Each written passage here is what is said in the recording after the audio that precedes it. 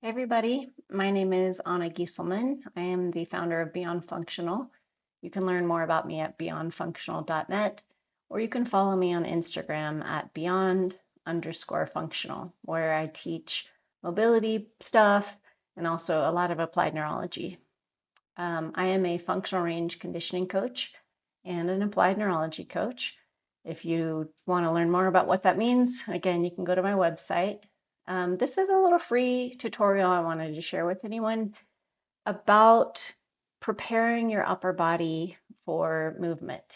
So if you're going to be doing a bunch of weight bearing in your upper body, the stuff that I'm teaching here in this video could help prepare you for that. I do have to say a little disclaimer in advance. The information provided in this video is for educational and information purposes only, and not intended as medical advice or as a substitute for consulting a qualified healthcare professional.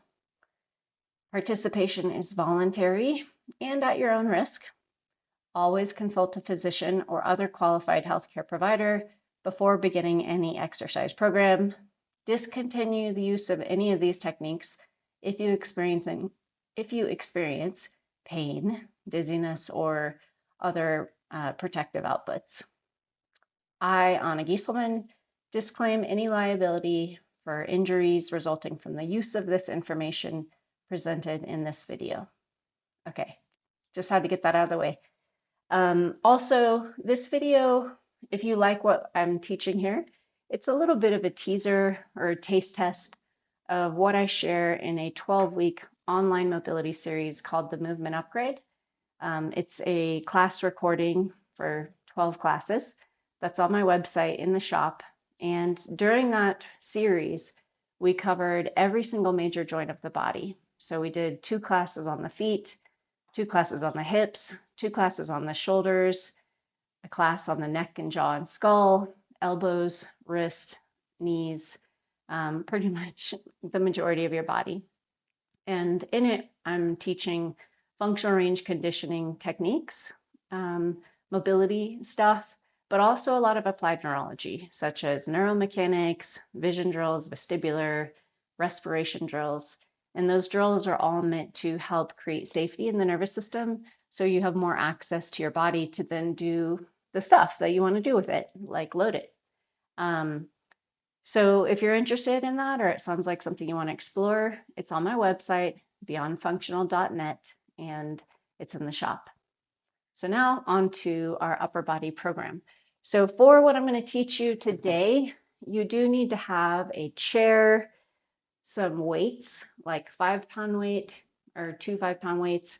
If you're really strong, like you're a bodybuilder, you'll probably want something a little bit heavier, but nothing really crazy. You can get by without weights and just use a TheraBand, but you will need something that creates a little bit of load on your joints. So if you don't have weights or a TheraBand, you might want to explore the other videos I've made about joint mobility that don't require any props at all. Yeah, and then also if you have something that vibrates, like a vibrating toothbrush or a massage gun, we're also going to use that. And I think that's it for props, but if I think of something else, I'll let you know in the moment. So this whole video will probably be between 20 and 30 minutes. And this again is preparatory work for upper body work, such as lifting weights with your arms. So the first thing that I always start with, always in my own practice and with when I'm teaching, is sensory, because if your brain can sense an area better, it can move it better. So this is where you're going to need the thing that vibrates. I have this really cool ball. It's like a double ball. It vibrates, and I'm going to do it all around my arms and shoulders and thoracic spine. Actually, before we do that though, you have to take an assessment. And this is a big part of applied neurology, is the process of assessing and reassessing, because your brain is always interpreting sensory inputs, and it might like what you're doing and it might actually find what you're doing to be threatening. And the only way you're going to know is if you measure. So we're going to take a range of motion assessment. I want it to be in your upper body because that's the focus of today.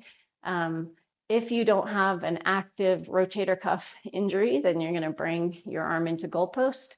keeping your shoulder blade down, and see how far does your arm rotate? Like, what's the angle? And generally, how does it feel? Is it like amazing, 100%? If it is, then that's not a good measurement because we want to feel if there's a change. So you're going to check rotation. If that feels less than awesome, you can use that as your measurement. If your shoulders feel amazing, then check in with your neck. See how does it feel to laterally flex. By the way, we're not looking for pain. We're just looking for a certain level of restriction that you could measure. So I notice when I take my head to the side, it feels a little bit congested and tight right there. So that's going to be my measurement. So take the vibration and you're going to go all around your hands, wrists, elbows, shoulders, and thoracic spine. If you don't have something that vibrates, then you could certainly use a cloth and just rub your skin, or you can tap on those areas like tapotement, like you're just, doing like that. So, and this is not about pressure. It's not about massaging the joint or the muscles. It's about vibrating the skin and the sensory neurons that are in the skin. So if you've had a shoulder injury, tear, anything like that, you're going to want to give that area more sensory stim to help clear up your proprioceptive maps. And this should not take more than a couple minutes. Just real quick, we're helping the brain to feel these areas of the body before we move them. Sensory before motor. And also get your thoracic spine, which is, the part that's above your low back and beneath your neck.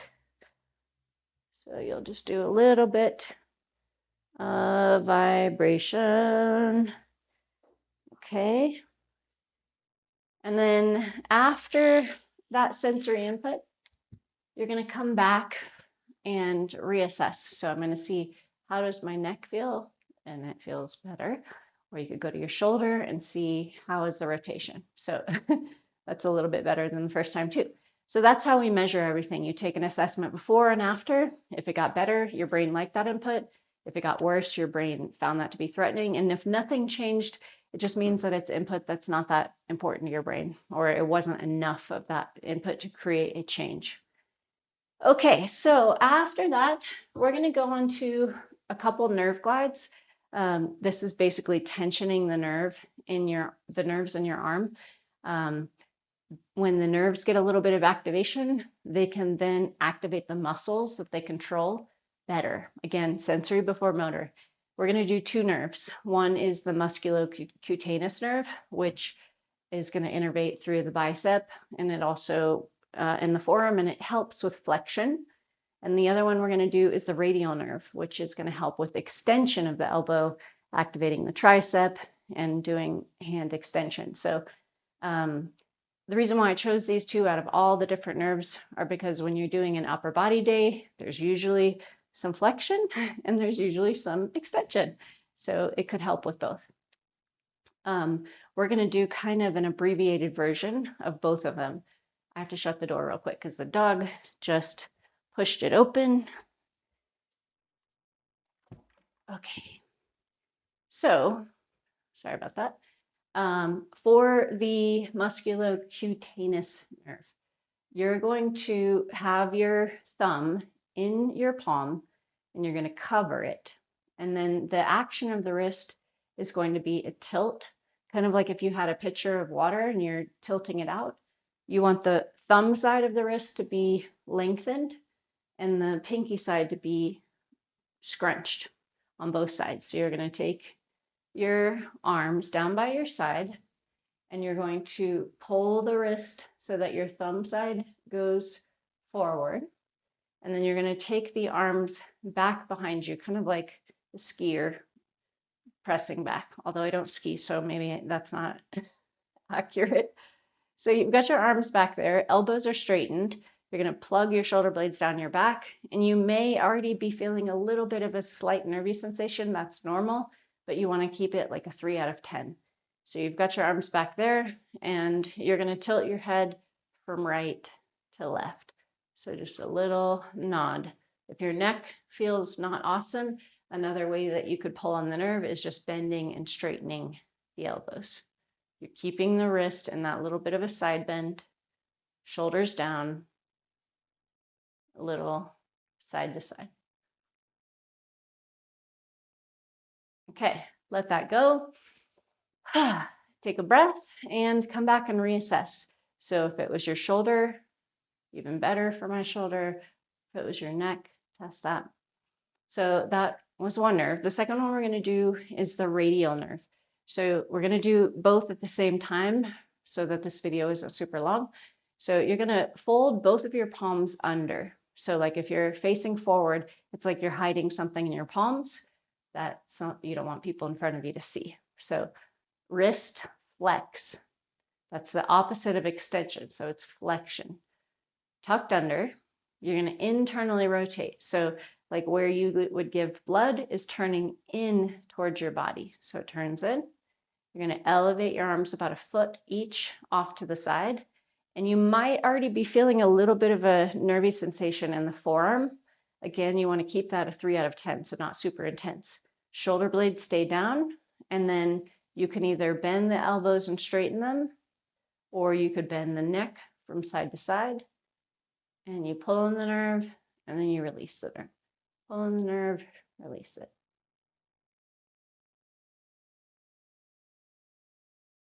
This is what it looks like from the side.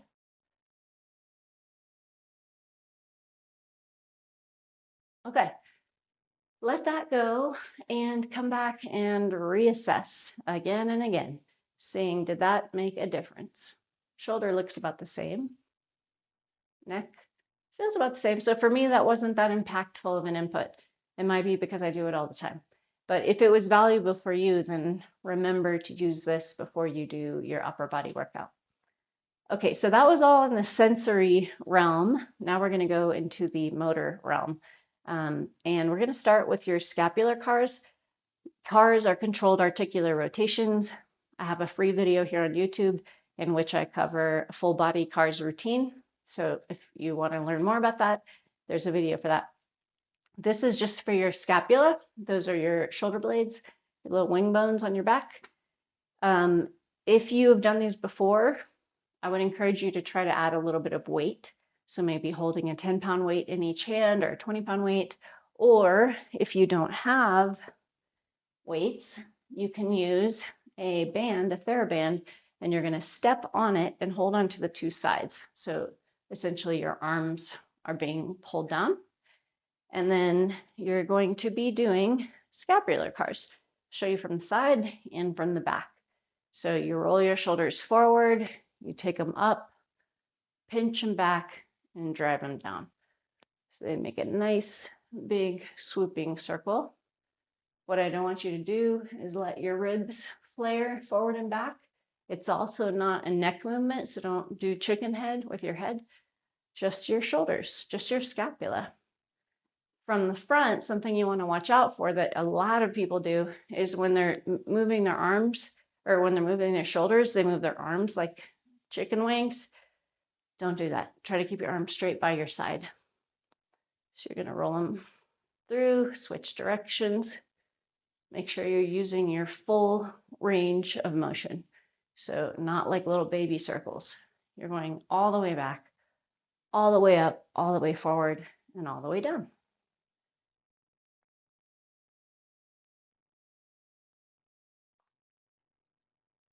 After maybe 6 to 10 in each direction, let go, come back, and reassess.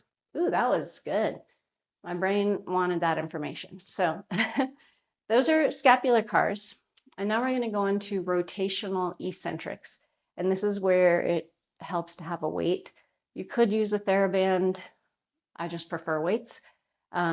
If this is your first time doing rotational work in your shoulder, this is external and internal. If it's your first time working on that, or if even just doing this with your arms is a little bit dicey, skip the weight or use a very light weight, like 2 pounds at most. If you're very strong and you've done a lot of this kind of stuff, try 5, try 7, try 10. probably not more than 12, even if you're a very strong person, because this isn't a compound movement. It's very specific to the rotator cuff. So I'm going to use 2 little 3-pound weights. And when I say little, they don't feel little. They still feel like something. So don't be a hero. Choose a weight that's appropriate for you. You're going to bring your arms into goalpost, and you're going to internally rotate, lower down, come back, lower down, release, come back. The reason why we're not lifting up is not because it's bad, but we're trying to focus on eccentric. This would be concentric. So we're just going to drop it down, eccentric, relax, come back. If you just have one weight or you want to take your time, you can be at the wall where your arm is right in front of you like this, and you're slowly taking like 10 seconds to drop the weight down, and then your other hand helps bring it back up. Lowering down, coming back up.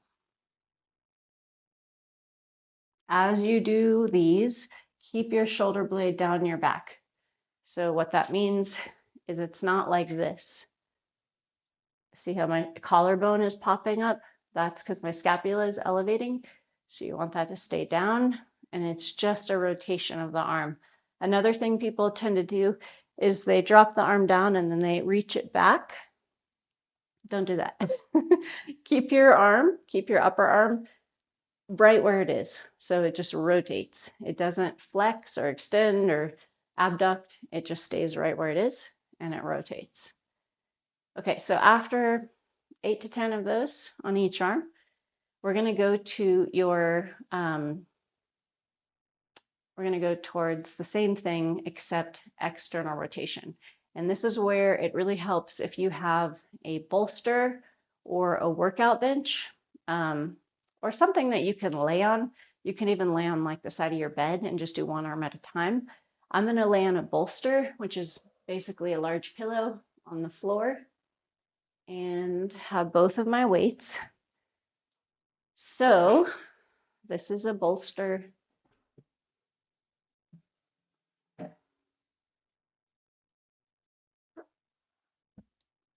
And what you're going to do is bring your arms like this, so they're kind of like goalpost again, and you're going to slowly control them back into external rotation. So my hands are going towards the floor. And you could just bring your arms back in and then again go out and down, starting at your cactus arms, controlling it all the way back. Sometimes here I like to add a little concentric, so I basically just keep the arms out to a T and come up and roll down. If you have a history of shoulder injuries, or this is super uncomfortable, or you feel like you're barely hanging on, try just doing it without weight. See if your arms have the capacity. A lot of people lose external rotation in their shoulders with age. So be mindful of what is real for you, what's realistic.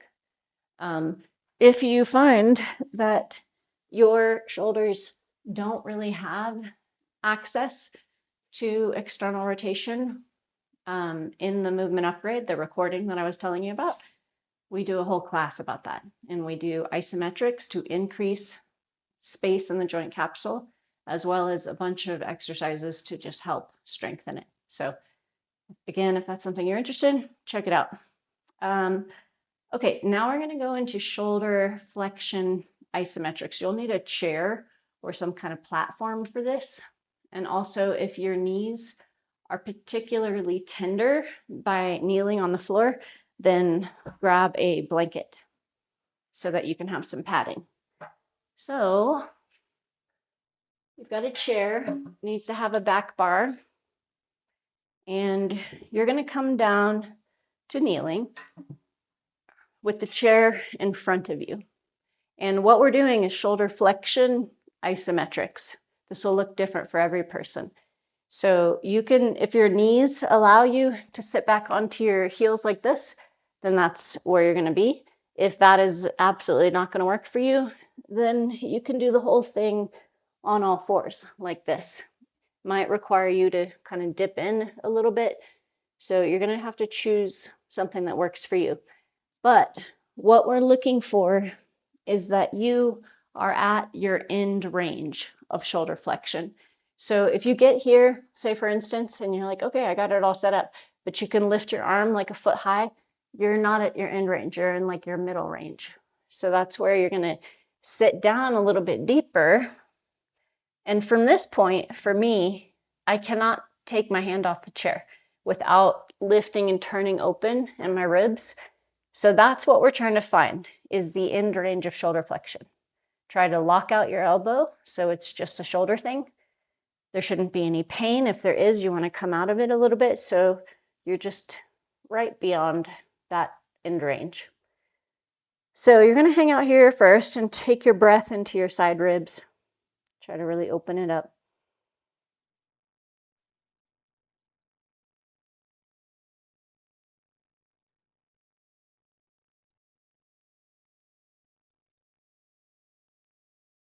And then with the arm that's up on the chair, make a fist. Power up your arm. So make it firm. Tighten your elbow, tighten your tricep, tighten your fist. And start to press your arm down into the chair. And you're going to start low level. So just like a little bit of a press, a little bit more, a little bit more, a little bit more, until you're getting up to about 60 to 80% of your maximum. So needs to be pain-free, 100%. Even if you're just feeling a little bit of pain, if there's a pinch, you need to lift out of it a little bit. So please listen to your body. Pain is a signal from your brain saying, I don't find this to be safe. And you should respect your brain and honor that and adjust. So this, I'm not a believer in no pain, no gain. That's BS. So find what range works for you. You're still pressing down. And then solidify your body. Don't let anything change about the shape of your body, but change direction with which you're pushing. So now you're trying to lift like you're going to take your hand off the chair. Totally different muscle group. So lift, lift, lift. If you're actually getting off the chair, you might need to dip in a little bit deeper with your shoulders and chest. Pull up, pull up, pull up. This is a maximal contraction. So you're trying to literally go as hard as you can. Like the chair is hot lava. You got to get your hand off it or it burns you. Go, go, go, go, go. Whew. And then relax all that effort and slowly come all the way up. Let it go down. Take a sec. And then I want you to come back and reassess whatever it was. If it was your shoulder rotation, see how that feels. If it was your neck, see how that feels. Just check in. If you're getting pain or limited range of motion, that is an output of your brain, meaning that your brain found something about that to be threatening. So I know I'm kind of repeating like a broken record, but it's really important. Okay, so we're going to do the other side. If your legs need a break, come up, stretch them out, adjust, do what you need to do. And then we're going to come back, arm on the chair, and you're going to lower down into your end range.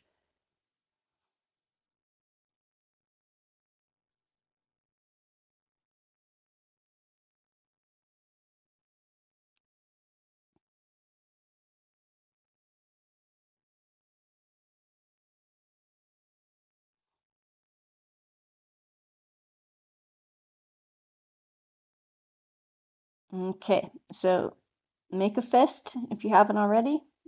Charge up your arm and start to press down into the chair, starting low and building and building and building until you're at about 80%, 60 to 80%. So it's a pretty strong press.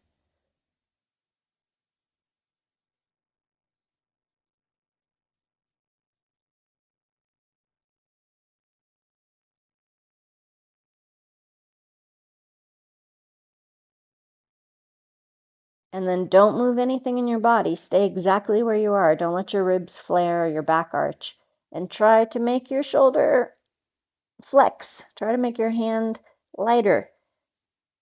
Pull up with all of your might. Pain-free. It's got to be pain-free. Pull, pull, pull, pull, pull. Nice and strong.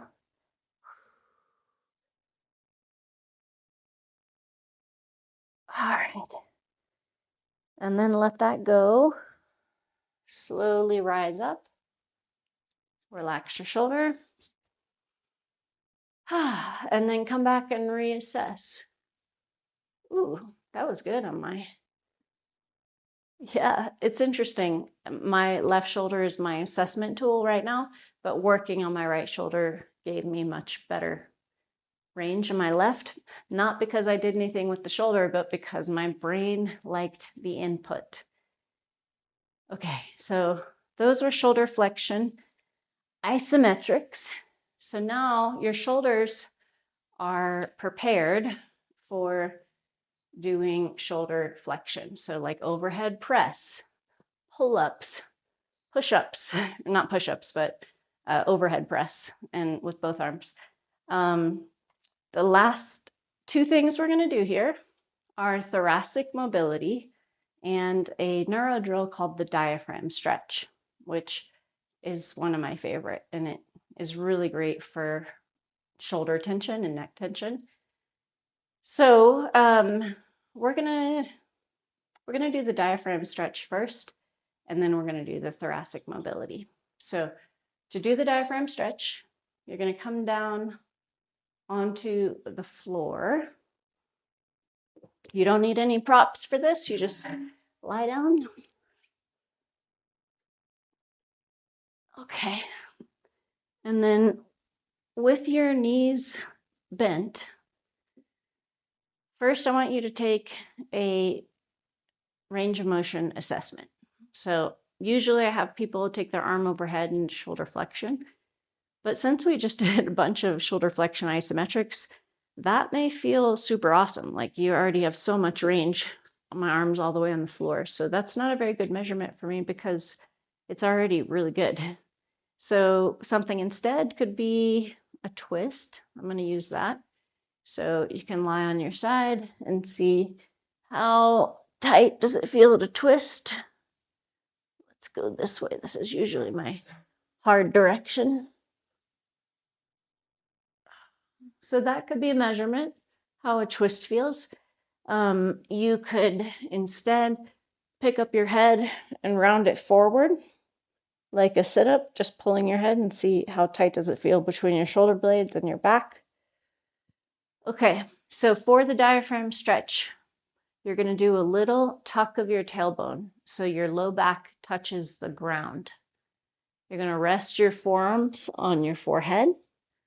You're going to take a breath in through your nose and blow out every last breath of your exhale. So breathe in and blow it all out to the very, very, very bottom.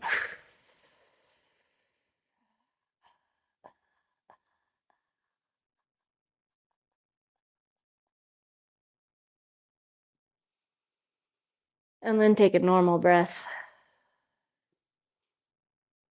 We're going to do that one more time.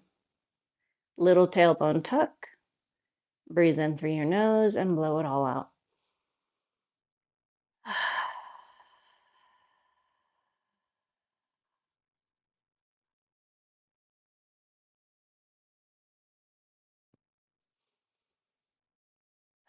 Let that go and reassess. I'm going to reassess the neck pull because that felt a little sticky for me. A little bit better. Okay. So that is the diaphragm stretch. The last thing we're going to do while we're down here is a little bit of, actually, we'll do it sitting. So come on up and sit in a chair.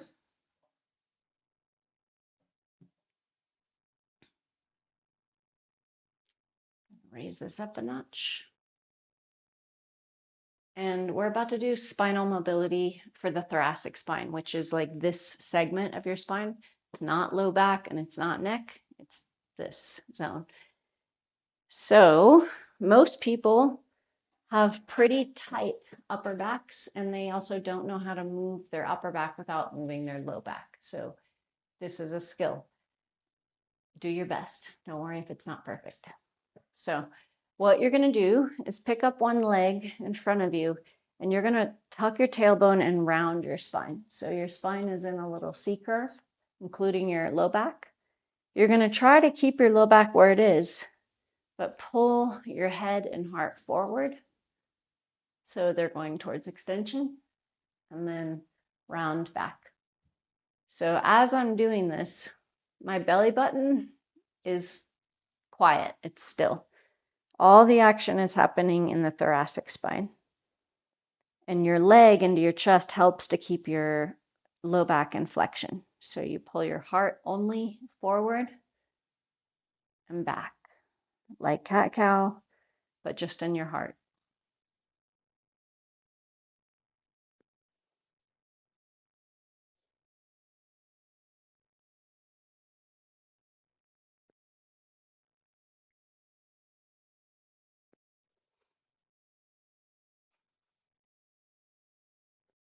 Another way that I'll often have people do this is with their fingers right on their sternum, and they're hollowing back and pushing forward. The only thing is, though, you're much more likely to start to move your pelvis and your back on that one. So you have to be really mindful, or take a yoga block on your low back or something to help you be honest about it. So if you're really just moving your thoracic, it's not that big of a movement. And another thing people do often is fake it with their shoulders. So they just shrug their shoulders and shrug them back, and it's not really a spine. So you want to feel the vertebrae right between your shoulder blades, rounding back and extending forward.